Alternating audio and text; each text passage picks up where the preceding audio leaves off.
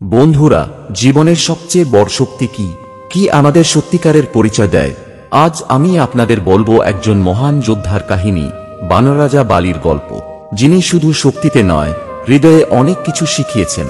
আসুন তার সেই পথচলা দেখি, যেখানে ছিল অহংকার, ভুল বোঝাবুঝি, ব্যথা, আর শেষের দিকে খুঁজে পায় সত্যিকারের ক্ষমা। রহস্যময় অফিসিয়াল পুরাণ কথা চ্যানেলে স্বাগতম। বন্ধুরা, আপনি শুনছেন রহস্যময় অফিসিয়াল পুরাণ কথা, যেখানে প্রতিটি শব্দে লুকিয়ে আছে অজানা এক গোপন জগৎ। বন্ধুরা, প্রস্তুত তো? তাহলে চলুন ডুব দিই সেই রহস্যের গভীরে, যা যুগের পর যুগ ধরে অপেক্ষা করছে আপনার জন্য। বন্ধুরা, বালি ছিলেন অপরাজেয়। একবার যুদ্ধে তিনি শত্রুর শক্তি নিজের শরীরে টেনে নিতেন, যেন পৃথিবীর সব শক্তিই তার অংশ। সবাই তাকে ভয় পেত আর ভালোবাসত একই সঙ্গে। তার সবচেয়ে প্রিয় ছিল ভাই সুগ্রীব। দুই ভাই একসঙ্গে শাসন করতেন কিষ্কিন্ধা রাজ্য। কিন্তু একদিন এক ভুল বোঝাবুঝি বালির হৃদয় ভেঙে দিল। সুগ্রীব ভাবল বালি মারা গেছে, রাজাসনে বসল, কিন্তু বালি ফিরে এলো জীবিত ও শক্তিশালী। বালির চোখে তখন ছিল শুধু ক্রোধ। সে ভাইকে নির্বাসিত করল। এই এক ভুল ছিল যা দুই হৃদয়কে অশান্ত করেছিল। সুগ্রীব তখন ভগবান রামের কাছে আশ্রয় নিল। রাম বললেন, তোমার রাজ্য ফিরিয়ে দেব যদি তুমি আমাকে সীতাকে খুঁজে পেতে সাহায্য করো।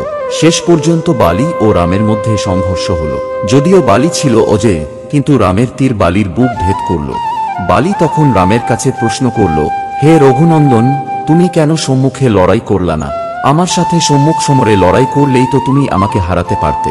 রাম বললেন, তুমি নিজের ভাইয়ের স্ত্রীকে নিয়েছ, এটি ধর্মবিরুদ্ধ কাজ।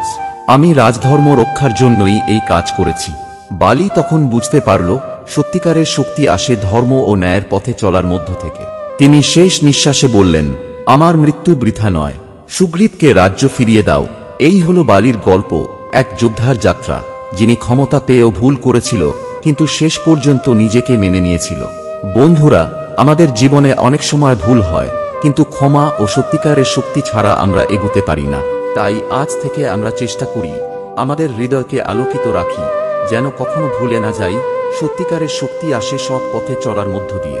আপনাদের এই গল্প কেমন লেগেছে নিচে কমেন্টে লিখে জানাবেন, আর সাবস্ক্রাইব করে রাখুন, যেন আরও এমন গল্প নিয়ে আসতে পারি আপনার কাছে। আর এই গল্পটি বড় পার্ট চাইলে নিচে কমেন্ট করে জানিও।